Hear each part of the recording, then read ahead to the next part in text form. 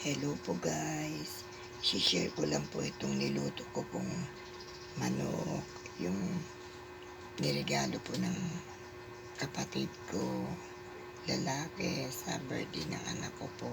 Ayan po, hindi ko na po na videoan yung manok, ang laki po, nasa 3 kilo.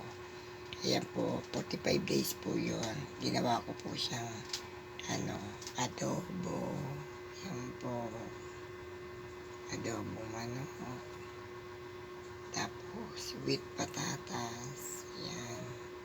Tapos ito po tinola, yan. Siyempre yan po tinola, yung mga may buto-buto. Yan po, share ko lang po guys. Adobo and tinolang manok.